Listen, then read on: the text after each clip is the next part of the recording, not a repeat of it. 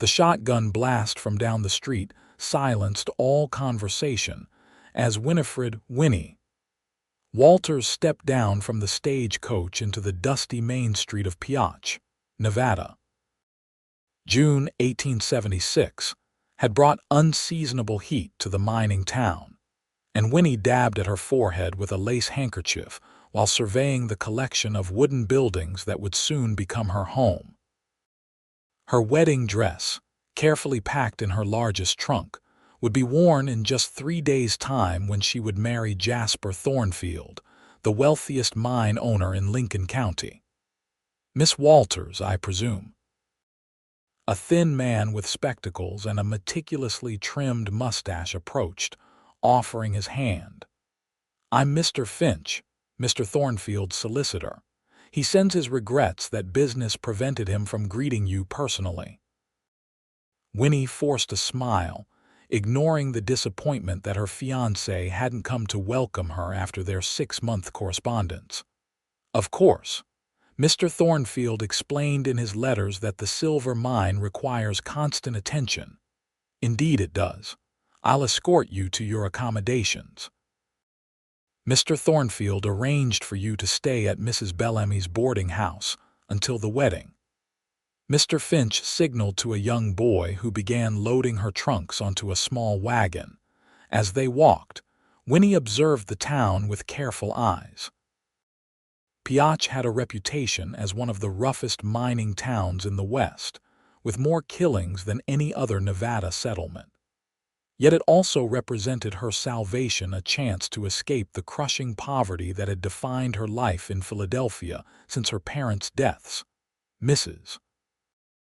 Bellamy's boarding house stood 2 stories tall, painted white with blue trim, a stark contrast to the weathered buildings surrounding it.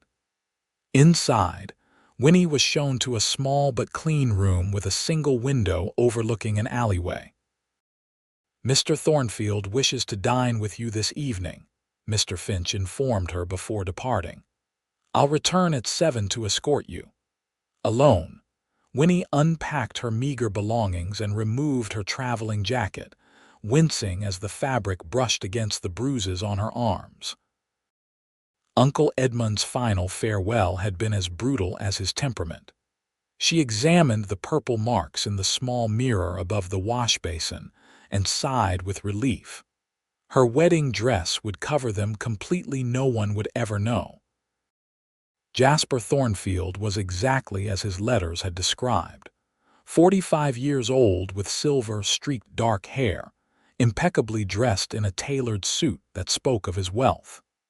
His dinner conversation revolved entirely around his mining operations and plans for expansion. The house is nearly complete, he told Winnie over dessert at Pioche's finest restaurant. Another month and the furnishings will arrive from San Francisco. You'll find it comfortable, I trust. I'm sure I will, Winnie replied softly. At 22, she had few illusions about marriage to a man she barely knew. Security, not romance, had driven her decision to answer his advertisement for a bride. You're more beautiful than your photograph suggested, Jasper remarked, his eyes cold as they assessed her. I believe you'll make a suitable wife. I require someone presentable for business matters and capable of managing a household. Winnie nodded. I was educated in household management before my parents passed. Excellent. I've arranged for the dressmaker to visit tomorrow. You'll need a proper wardrobe befitting my station.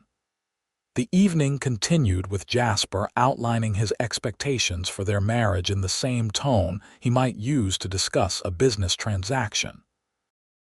By the time he escorted her back to the boarding house, Winnie's cheeks ached from maintaining her polite smile. Until tomorrow, Jasper said, kissing her hand formally before departing. Winnie closed the door to her room and leaned against it, exhaling slowly. Her uncle's words echoed in her mind. You'll never find better than Thornfield, girl. A nobody like you should be grateful any man of means would consider you. Perhaps he was right. Jasper might not offer love, but he promised security and escape from Edmund's fists. The following morning, Winnie met with Mrs. Patterson, the town's dressmaker. The older woman clucked her tongue as she took measurements. "My dear, you're thin as a rail. We'll need to let out your wedding dress." "I've been traveling," Winnie explained. "The journey diminished my appetite." Mrs. Patterson continued working, then paused when she pushed up Winnie's sleeve to measure her arm. Her eyes widened at the yellowing bruises. "Child, what happened?" Winnie pulled her sleeve down quickly. "A carriage accident before I left Philadelphia. It's nothing." The dressmaker's expression showed disbelief, but she nodded and continued her work in silence. The next day, with the wedding less than 48 hours away, Winnie ventured into town alone.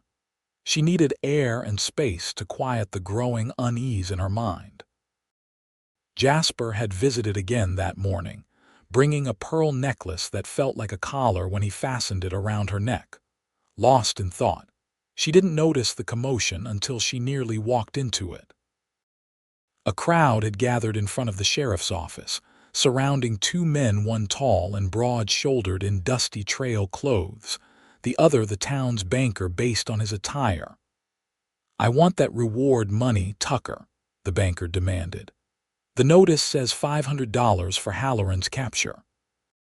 The taller man, Tucker, adjusted his worn cowboy hat. "And you'll get it once I verify the man's identity, Mr. Reed. I won't pay out for another case of mistaken identity." Winnie tried to skirt around the confrontation but stumbled on an uneven wooden plank. The tall cowboy turned at the sound, moving with surprising grace to steady her before she fell. "Careful there, miss," he said, his voice deep but gentle. "Thank you," Winnie replied, looking up into the most striking pair of blue eyes she'd ever seen. "Tucker Lawson," he introduced himself, tipping his hat. "County Marshal." "Winifred Walters," she responded, noticing how different this man was from Jasper. Where her fiancé was polished and cold, Tucker Lawson radiated warmth despite his weathered appearance and the revolver holstered at his hip. The banker interrupted their exchange. "Marshal, we have business to conclude." "That we do," Tucker agreed, his eyes lingering on Winnie for another moment. "Miss Walters, pleasure making your acquaintance." Winnie nodded and continued on her way, aware of the marshal's gaze following her down the street. That evening, Mrs. Bellamy informed Winnie that her wedding dress had been delivered. Alone in her room, Winnie unpacked the garment with trembling hands. The ivory silk was exactly as she'd specified in her letters to Jasper, high-necked with long sleeves that would hide all evidence of Uncle Edmund's cruelty. She slipped the dress on, struggling with the buttons. When she finally secured them all, she turned to the mirror. The reflection startled her. She looked like a ghost, pale and diminished in the elegant gown. For the first time, she allowed herself to truly contemplate what the coming days would bring. Marriage to a man who viewed her as property. A lifetime of carefully measured words and actions. A knock at her door broke through her thoughts. "Miss Walters," Mrs. Bellamy called. "Mr. Thornfield has sent a message. He requests your presence at dinner tonight at his temporary residence to discuss final wedding arrangements." Winnie changed into her best dress, a navy blue that had belonged to her mother. The walk to Jasper's rented house took her through the heart of Pioche as evening descended.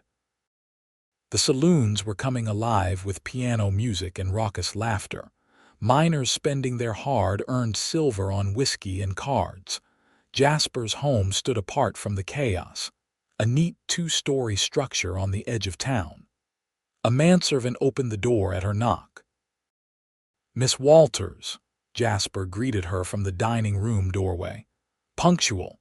I appreciate that quality in a woman." Dinner was a tense affair.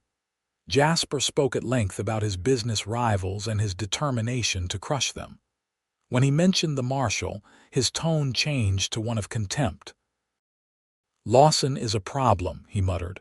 "The man has no respect for progress, keeps interfering with my acquisition of mining claims." Winnie recalled the tall cowboy from that afternoon. "I met Marshal Lawson today."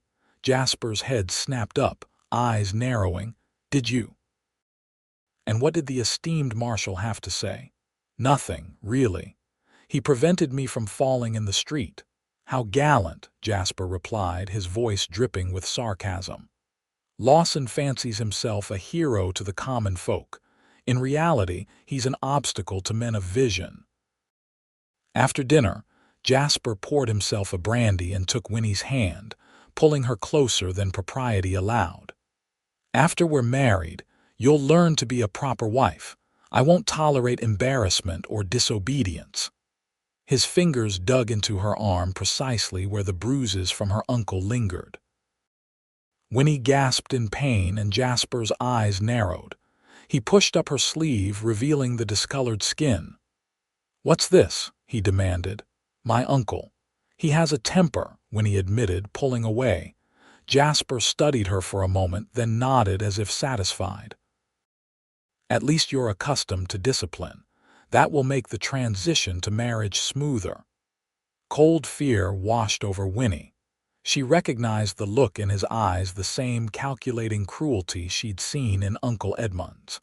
She'd escaped one tyrant only to bind herself to another. "It's getting late," she said, desperate to leave. "Mrs. Bellamy will worry." Jasper released her arm. "Of course, propriety must be maintained until the wedding. I've arranged for a carriage." The ride back to the boarding house was mercifully brief. Alone in her room, Winnie paced the floor until dawn, wrestling with her predicament. Breaking the engagement would leave her destitute in a town where she knew no one. Continuing meant exchanging one form of bondage for another. By morning, resignation had settled over her like a shroud. She had no choice but to proceed. The wedding was scheduled for noon the following day. Winnie spent the morning with Mrs. Patterson, making final adjustments to her dress. The dressmaker worked in silence, occasionally giving Winnie concerned glances but asking no questions about the additional bruises that had appeared on her arm. "There you are, dear," Mrs. Patterson said finally. "You make a lovely bride." Winnie studied her reflection. "Thank you for your work, Mrs. Patterson." The older woman hesitated. "Miss Walters, forgive my boldness, but are you certain about this marriage? Mr. Thornfield is not known for his gentle nature." Winnie's throat tightened. "I'm certain of what marriage to him represents. That's enough." Mrs. Patterson sighed. "I'll have the dress delivered to your room this afternoon." Returning to the boarding house, Winnie encountered Tucker Lawson on the street. The marshal tipped his hat in greeting. "Miss Walters, settling into Pioche, as well as can be expected," she replied. "I understand congratulations are in order. Mrs. Bellamy mentioned you're to be married tomorrow." Winnie nodded. "Yes, to Mr. Thornfield." Tucker's expression shifted subtly. "Jasper Thornfield." "Yes. Do you know him?" "Our paths cross regularly," Tucker replied carefully, though usually on opposite sides of an issue. An awkward silence fell between them. Winnie felt an inexplicable urge to confide in this man, to tell him of her fears and ask for help. But what could he do? She had made her bargain. "Well, I wish you happiness," Tucker said finally, though his eyes conveyed doubt. "Thank you, Marshal Lawson." That evening, Winnie packed her few belongings. Tomorrow she would move from the boarding house directly to Jasper's rented home until their permanent residence was completed. She laid out her wedding clothes and tried to sleep, but rest eluded her. Dawn broke with clear skies and the promise of another scorching day. Winnie rose early and bathed, then sat at the small vanity to arrange her hair. A knock at her door announced Mrs. Bellamy with a breakfast tray. "Can't have you fainting at the altar," the landlady said cheerfully. "Big day ahead." Winnie managed a few bites of toast and sips of tea before her stomach rebelled. At 10 o'clock, she began dressing. The wedding gown felt heavier than before, each button a further commitment to her fate. A commotion downstairs drew her attention.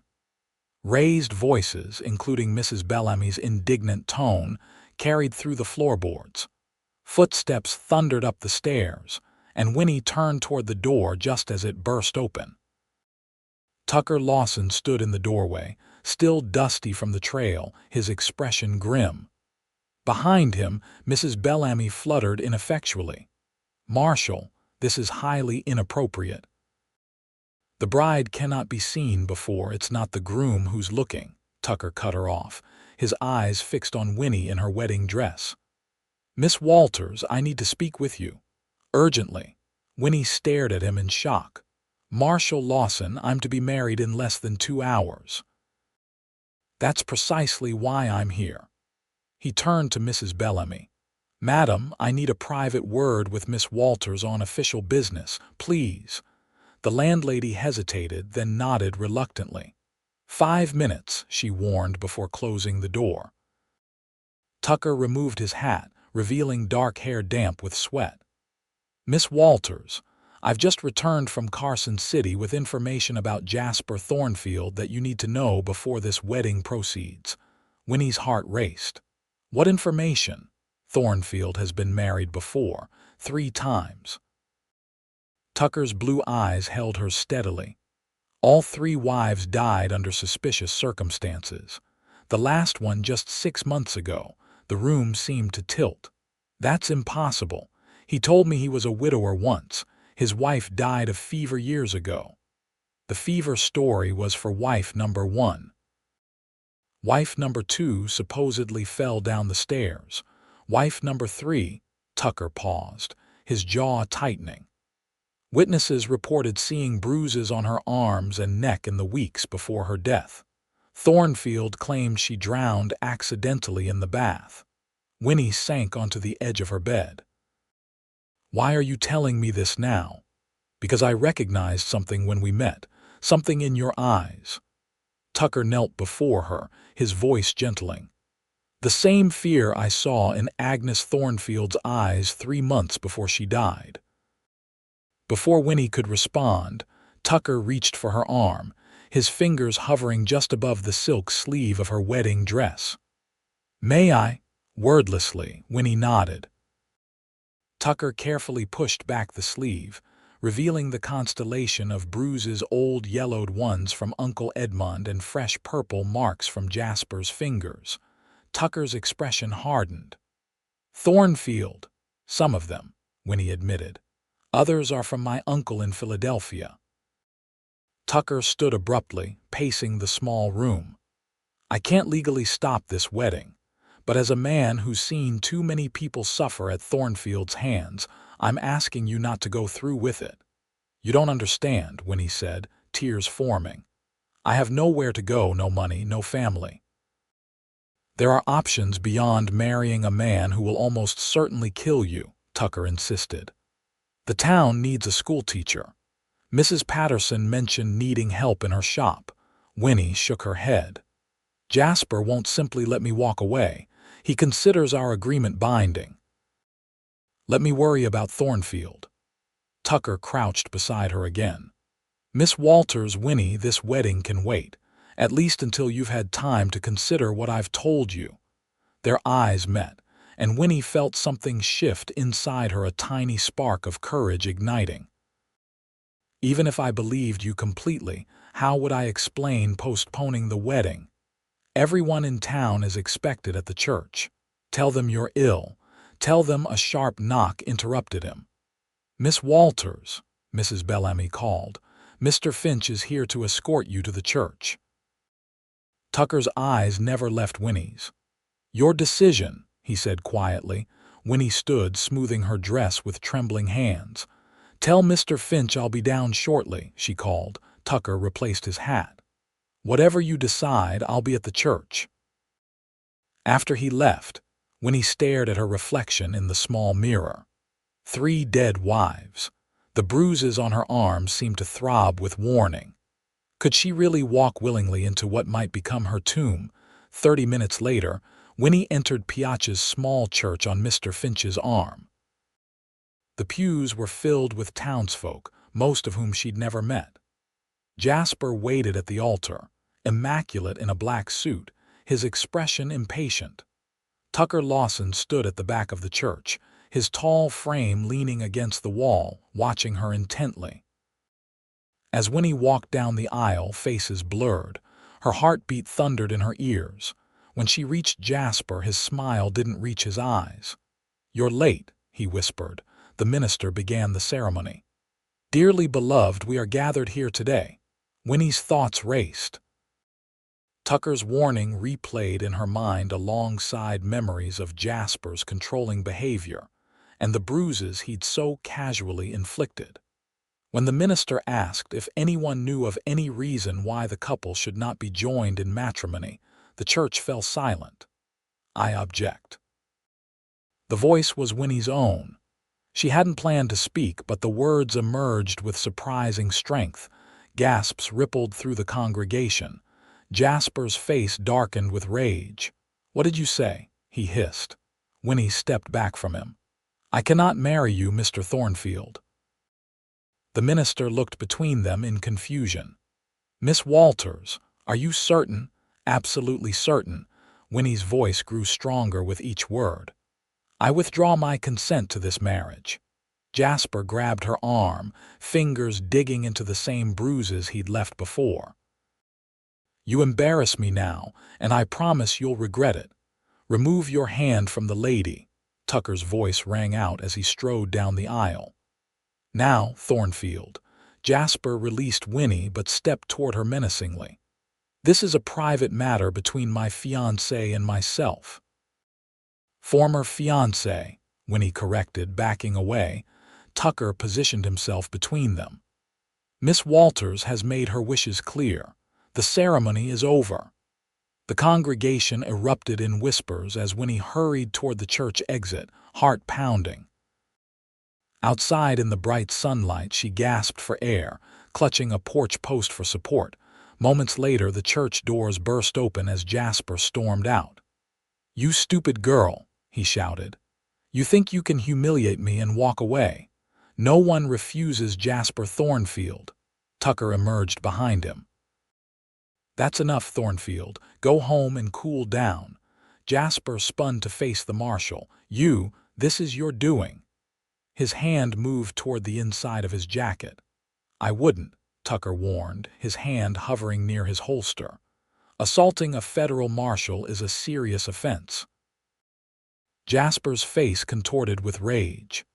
"This isn't over," he spat, glaring at Winnie before stalking away. The churchgoers began filtering out, staring and whispering. Winnie stood frozen, the enormity of what she'd done washing over her. Tucker approached cautiously. "Are you all right?" "I don't know," she admitted. "I have no idea what happens now." "Now you decide what you want," Tucker said gently, "on your own terms." Mrs. Patterson pushed through the crowd. "Miss Walters, come with me. You can stay at my home until you sort things out." Winnie nodded gratefully. As she followed the dressmaker, she glanced back at Tucker, who tipped his hat in a gesture that somehow felt like a promise. That night, in the small bedroom above Mrs. Patterson's shop, Winnie finally slept without fear for the first time in years. The next morning brought reality crashing back. Mrs. Patterson informed her that Jasper had publicly declared Winnie would regret her decision. He'd also started rumors about her character and background. "The man is determined to ruin you in this town," Mrs. Patterson said as she poured coffee. "But not everyone believes him." "I can't stay and be a burden to you," Winnie said. "Nonsense. I need help in the shop and you have nimble fingers. You'll earn your keep." For 2 weeks, Winnie worked alongside Mrs. Patterson, learning to sew and embroider while avoiding the stares and whispers that followed her through town. Jasper made no direct approach, but sent Mr. Finch with demands that she return the pearl necklace and other gifts. Tucker Lawson visited the shop regularly, ostensibly to order new shirts or have buttons replaced. Each visit lasted longer than necessary, as he and Winnie found more to discuss. "Why did you become a marshal?" she asked one afternoon as they sat drinking tea in the shop's back room. Tucker considered the question. "My father was killed by outlaws when I was 16. No one brought them to justice. I decided the West needed men who stood for the law, not just with a badge but with conviction." "You're good at it," Winnie observed. "People respect you." "Not everyone," Tucker replied with a wry smile. "Thornfield has friends in high places. He's been trying to have me reassigned." "Because of me?" "Because I've been investigating his business practices for months. You're just his newest grievance." Their conversations grew more personal with each visit.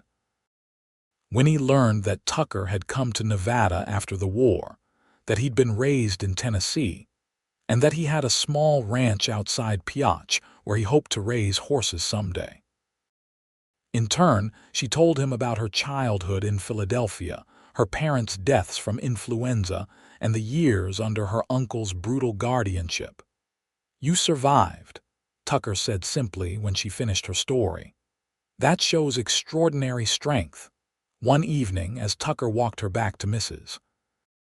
Patterson's after dinner at the hotel restaurant, Jasper Thornfield stepped out from an alleyway, blocking their path. "How touching," he sneered. "The disgraced bride and the meddling marshal." Tucker pushed Winnie behind him. "Move along, Thornfield, you're drunk." "Not too drunk to see what's happening." Jasper's eyes were bloodshot, his usual polish diminished by alcohol and rage. "She rejected me for you. Miss Walters rejected you because she discovered what kind of man you really are," Tucker replied evenly. "Now step aside." Jasper drew a revolver from his coat pocket. "I don't take orders from you, Lawson." Several bystanders scattered at the sight of the weapon. Winnie clutched Tucker's arm in terror. "Think carefully," Tucker warned, his posture deceptively relaxed even as his right hand hovered near his holster. "You're in no condition to shoot straight, and I won't miss." For a tense moment, Winnie thought Jasper might pull the trigger. Then his shoulders sagged and he lowered the gun. "You're not worth hanging for," he muttered. "Either of you." He stepped aside, letting them pass. As they hurried away, Winnie's heart hammered against her ribs. "He'll try again," she whispered. "I know," Tucker replied grimly. "But not tonight." At Mrs. Patterson's door, Tucker turned to Winnie. "Pack your things. I'm taking you to my ranch tomorrow. It's not safe for you in town anymore." "I can't impose, you can and you will," he insisted. "My housekeeper, Mrs. Ortiz, will be there. Your reputation will be intact." The following morning, Winnie said goodbye to Mrs. Patterson. "I'll return when it's safe," she promised. "Take care of yourself, child," the dressmaker replied, pressing a package into her hands. "New clothes. You can't work on a ranch in city dresses." Tucker arrived with a wagon at dawn. The journey to his ranch took 3 hours, following a winding trail through scrub-covered hills. Winnie watched the landscape change, marveling at the stark beauty of the Nevada wilderness. Tucker's ranch was modest, but well-maintained, a main house built of stone and timber, a barn, corrals, and a bunkhouse for the 2 ranch hands he employed. Mrs. Ortiz, a plump Mexican woman with a ready smile, welcomed Winnie warmly. "The marshal says you need safe haven," she said, showing Winnie to a small bedroom. "No one will harm you here." Life at the ranch settled into a peaceful rhythm. Winnie helped Mrs. Ortiz with cooking and cleaning, learned to ride from Tucker, and even assisted with tending the small herd of horses he was raising. For the first time in her life, she felt truly free. Tucker rode into town regularly on marshal business, but always returned by nightfall. Their evenings were spent on the porch, talking as the sun set behind the mountains. Winnie found herself watching the trail anxiously on days when Tucker was due back, her heart lifting at the first glimpse of his tall figure on horseback.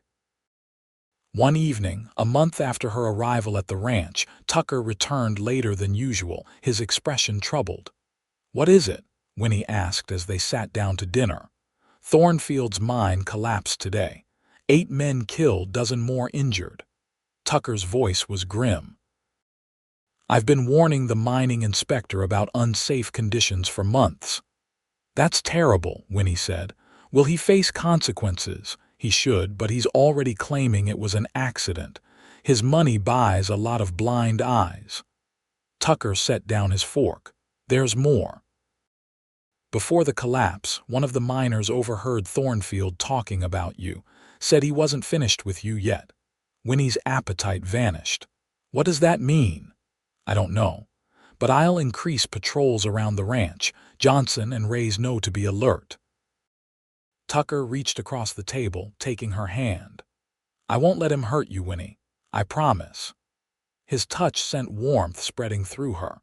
Over the weeks, she had come to treasure these small moments of connection between them, each one building towards something she hadn't dared name. "I know," she replied softly.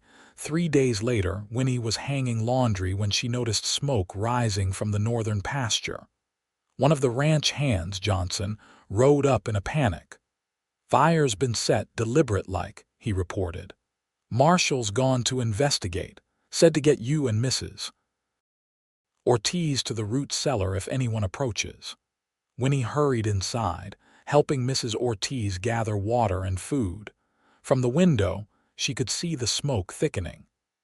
Johnson and the other hand, Rays, positioned themselves at opposite ends of the house, rifles ready. Hours passed with no sign of Tucker. As dusk fell, Winnie paced the kitchen anxiously. "He should be back by now," she told Mrs. Ortiz.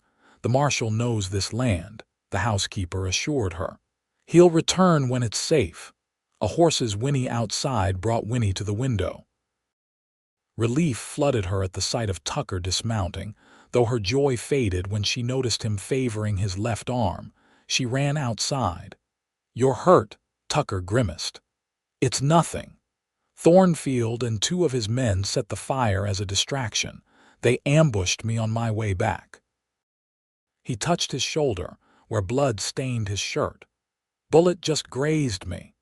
Mrs. Ortiz took charge, ordering Tucker inside where she cleaned and bandaged the wound while Winnie hovered anxiously. "Did you recognize the men with him?" Winnie asked when Mrs. Ortiz finished. "One was his foreman, Briggs, the other I didn't know." Tucker winced as he tested his arm. "They ran when I returned fire, hit Briggs in the leg, I think." "They'll be back," Winnie whispered. Tucker nodded grimly. "Yes, but not tonight. We'll be ready." That night, despite Tucker's assurances, Winnie couldn't sleep. She slipped from her room and found him still awake in the main room, cleaning his revolver by lamplight. "You should rest," he said without looking up. "So should you." Winnie sat across from him. "This is my fault." "If I hadn't come here—" "Stop," Tucker interrupted. "Thornfield is responsible for his own actions, not you. Still, I've brought danger to you and your home." Tucker set the gun aside and leaned forward. "Winnie, listen to me. Before you came, this was just a place I slept between work. Now it's something more." His blue eyes held hers intently. "You've brought life here, not danger." The confession hung between them, weighted with meaning. Winnie's heart thundered in her chest as Tucker slowly reached for her hand. "I know it's too soon," he continued. "You've been through too much. But I need you to know that whatever happens," a shot cracked through the night, shattering the window behind them. Tucker lunged, pulling Winnie to the floor as glass showered around them. "Stay down," he ordered, drawing his revolver and crawling to the window. More shots followed, peppering the front of the house. Johnson and Rays returned fire from their positions, their rifles creating a deeper, heavier sound than the attackers' revolvers. "They're trying to draw us out," Tucker muttered, peering cautiously over the windowsill. In the moonlight, he could make out 3 figures using the corral fence as cover. Thornfield brought reinforcements. Mrs. Ortiz appeared from her room, a shotgun in her hands. "Back door is secure," she reported calmly. "Reyes says they have horses waiting beyond the ridge." A voice called from outside. "Lawson, send out the woman and we'll leave you be." Tucker's jaw tightened. "Not happening, Thornfield." "Then we'll burn you out," came the reply. Winnie clutched Tucker's arm. "He'll do it. He doesn't care who else gets hurt." "We're not surrendering," Tucker said firmly. "Johnson, keep them pinned down at the corral. Mrs. Ortiz, take Winnie to the root cellar." "No," Winnie protested. "I won't hide while you fight my battle." Tucker turned to her, his expression softening briefly. "It's our battle now. But I need to know you're safe." Another volley of shots interrupted them. Tucker returned fire, his aim deliberate and precise. "They're moving toward the barn," he warned. "If they set it ablaze, the whole ranch could go up." Winnie made a swift decision. "Give me a gun." Tucker hesitated, then handed her a smaller revolver from his belt. "You know how to use this." "My father taught me," she replied, surprising herself with her steady hands as she checked the cylinder. The next hour passed in a blur of gunfire and shouted threats. Thornfield and his men worked their way closer to the house, using the barn and outbuildings for cover. Tucker coordinated their defense with calm efficiency, positioning Johnson, Reyes, and Mrs. Ortiz at strategic points while he and Winnie guarded the main room. "They're splitting up," Tucker observed, "two heading for the back." A crash from the kitchen confirmed his assessment. Winnie turned toward the sound, her revolver raised. A shadow moved in the doorway and she fired without hesitation. A cry of pain followed. "Good shot," Tucker approved, moving to secure the downed intruder, one of Thornfield's miners. Outside, the shooting intensified. Through the window, Winnie saw flames beginning to lick at the edge of the barn. "Tucker," she called in alarm. He saw it too. "Damn, Johnson, the barn." The ranch hand abandoned his position to race toward the spreading fire. Immediately, shots rang out and Johnson fell, clutching his side. "They're using the fire to draw us out," Tucker realized. He turned to Winnie, his expression grim. "I need to get to Johnson. Stay here with Mrs. Ortiz." Before she could protest, he was gone, slipping through the back door into the darkness. Winnie moved to the window, watching anxiously as Tucker darted from cover to cover, finally reaching Johnson and dragging him behind a water trough. A movement near the burning barn caught her eye. Jasper Thornfield, illuminated by the flames, taking aim at Tucker's exposed back. Without thinking, Winnie burst through the front door, raising her revolver. "Jasper, stop!" He turned, his face twisted with malice. "There's my runaway bride," he sneered, shifting his aim toward her. "Should have married me when you had the chance. So you could kill me like your other wives." Winnie kept her voice steady, her gun aimed at his chest. Jasper's eyes widened slightly. "Lawson's been filling your head with lies." "The graves in Carson City aren't lies," she replied. "Drop your gun, Jasper. It's over." His finger tightened on the trigger. "Nothing's over until I say it is." Two shots rang out simultaneously. Winnie felt something burn across her arm as Jasper staggered backward, a bloom of red spreading across his chest where Tucker's bullet had found its mark. Jasper fell to his knees, his expression one of disbelief before he collapsed face first into the dirt. The remaining attacker fled into the darkness. Tucker ran to Winnie, his face pale with concern as he examined her arm. "You're hit." "Just grazed," she assured him, though the pain was beginning to register. "Johnson, alive. Bullet caught him in the ribs." Tucker holstered his gun, his hands gentle as he tore a strip from his shirt to bind her wound. "What were you thinking, running out like that?" "He was going to shoot you," Winnie said simply. Tucker's eyes met hers, a complex mixture of fear, gratitude, and something deeper reflected in their blue depths. "Winnie Walters, you are the bravest woman I've ever known." By dawn, the ranch had settled into an exhausted calm. The county doctor had been summoned to treat Johnson and the wounded miner, who was now locked in the root cellar awaiting transport to the Pioche jail. Jasper Thornfield's body lay covered in the barn, which had been saved from total destruction by quick action. Winnie sat on the porch steps, watching the sunrise paint the desert in golds and pinks. Her bandaged arm ached, but the pain seemed distant compared to the realization that Jasper would never threaten her or anyone again. Tucker joined her, offering a cup of coffee. "How are you feeling?" "Strangely peaceful," she admitted. "Is that wrong?" "No," Tucker settled beside her. "Thornfield made his choices. You defended yourself and others. There's no shame in surviving." They sat in companionable silence, sipping their coffee as the new day brightened. Finally, Tucker spoke again.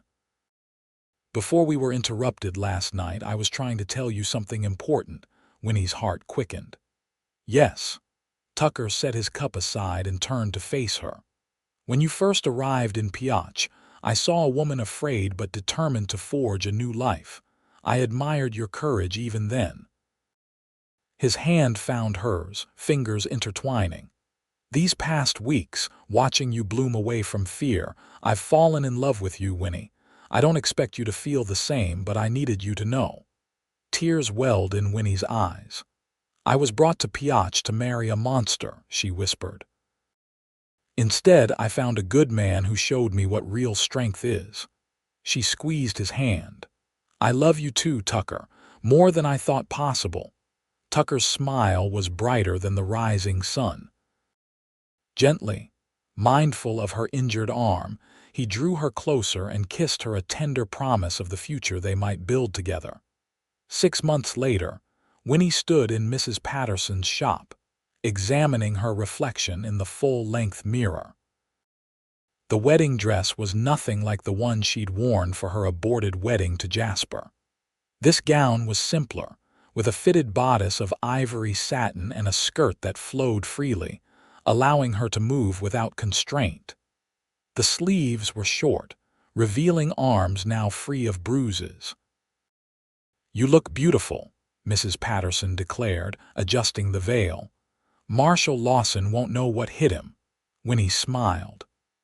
After Thornfield's death, the truth about his previous wives had emerged in full, along with evidence of numerous illegal business dealings. His mining operation had been sold to a company from San Francisco that promised safer conditions for the workers. Tucker had been commended for bringing the situation to resolution, though he modestly insisted it was simply his duty. The rebuilt ranch house awaited them their home, where Mrs. Ortiz continued to manage the household, while Johnson and Reyes, now fully recovered, tended the growing herd of horses. Winnie had started a small school for the children of nearby ranchers, finding purpose in teaching that she had never imagined possible. The church was full when Winnie walked down the aisle, but this time she saw only Tucker waiting for her, his blue eyes filled with love and promise. When the minister asked if anyone objected to their union, the silence felt like a blessing. "I do," Winnie said clearly when the time came, the words a declaration of choice rather than resignation. Tucker's hands were steady as he placed the ring on her finger. "With this ring I thee wed," he vowed, "to love and cherish, to protect but never possess for all our days." As they sealed their vows with a kiss, cheers erupted from the congregation. Winnie felt something final settle inside her, the last shadows of fear dispersing in the light of this new beginning. The celebration continued at the hotel, where the townspeople of Pioche gathered to wish the new couple well. When the dancing began, Tucker led Winnie onto the floor, holding her close as they swayed to the music. "Happy," he murmured against her hair. "More than I ever believed possible," she replied, tilting her face up to his. "Thank you for seeing me, truly seeing me that day in my wedding dress." "I'll always see you," Tucker promised. The real you, not what anyone else wants you to be. Later, as they rode back to the ranch under a canopy of stars, Winnie reflected on the journey that had brought her to this moment. She had come to Nevada seeking safety at any cost, willing to surrender her freedom for security. Instead, she had found both safety and freedom in the arms of a man who valued her strength as much as he cherished her heart. As the years passed, the Lawson ranch prospered. Tucker continued his work as marshal, though he delegated more duties as their family grew. Their first child, a son named Daniel, arrived a year after their wedding, followed 2 years later by twin girls, Elizabeth and Catherine. The school Winnie had started expanded into a proper schoolhouse in town, where she taught 3 days a week, bringing the children with her. Stories of the bride with bruises who found her true love became part of Pioche's folklore, embellished with each telling but always ending the same way with a cowboy marshal who saw beyond appearances to the courage beneath, and a woman who discovered that the greatest security came not from surrender, but from being truly loved. On their 10th anniversary, Tucker and Winnie sat on their porch watching their children play with the foals in the corral. Tucker's arm rested around Winnie's shoulders, his fingers tracing idle patterns on her skin no longer marked by fear, only by the sun and the honest work of ranch life. "Do you ever think about that day?" Tucker asked. "When I burst into your room and told you the wedding could wait," Winnie leaned into his embrace. "Every day," she admitted. "It was the first time anyone had ever given me permission to choose my own path." "You'd have found your way eventually," Tucker said with certainty. "You're too strong not to have broken free, perhaps." Winnie smiled up at him. "But I'm glad it was you who helped me find my courage." As the sunset painted the Nevada sky in brilliant hues, their lips met in a kiss that held all the tenderness of their beginning and all the depth of a love that had grown stronger with each passing year. A love born in the moment a bride with hidden bruises found the strength to wait for the happiness she truly deserved.